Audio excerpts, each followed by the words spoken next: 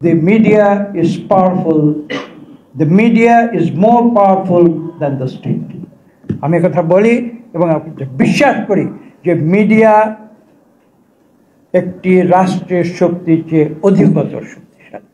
সংবাদপত্র এবং গণমাধ্যমের স্বাধীনতা নিশ্চিত করার সকল দায় দায়িত্ব কিন্তু জাতিসংঘের দলিলে সরকারের উপরে অর্পণ করা। তার কারণটি কি?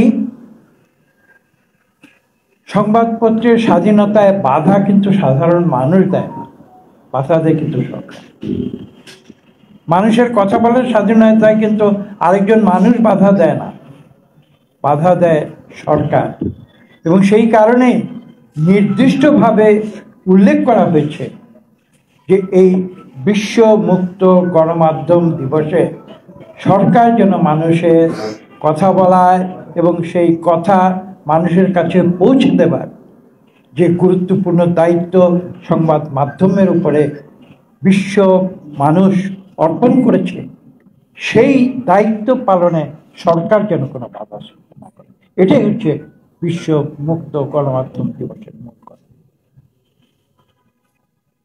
আজকে এই কথাগুলো আমরা কেন বলতে এসেছি এই কারণে বিস্তারিত ব্যাখ্যা আপনারা শুনেছেন।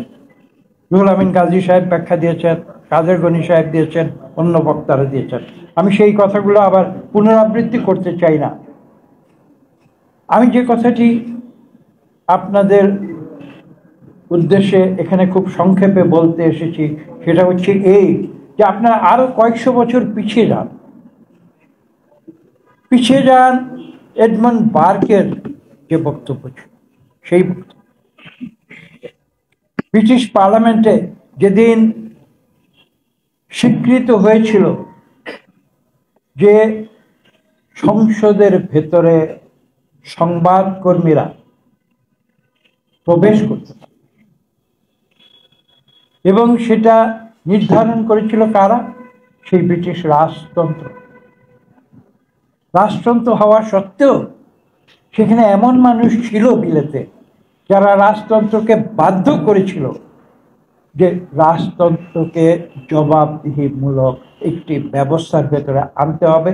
যে জন্য বিলেতে পার্লামেন্ট সৃষ্টি হয়েছিল, ম্যাগনা কার্টা এসেছিল, এবং আমি একটু আগে যেটা উল্লেখ করেছি, সংসদের ভেতরে সাংবাদিকদের প্রবেশ করার অনুমতি দিয়ে সেদিন এডমন্ড বার্ক বলেছিলেন যে media is the fourth estate. তার আগে যে তিনটি এস্টেট যেটা সর্বস্বীকৃত ছিল বিলেতে এবং ফ্রান্সে, আমি সেই নামগুলো বলছি: the king, the nobility and the people. রাজা ছিল শক্তিমান, নোবিলিটি বা পার্লামেন্ট তখন নোবিলিটি দিয়েই তৈরি হতো, সেই নোবিলিটি পার্লামেন্ট এবং জনগণ।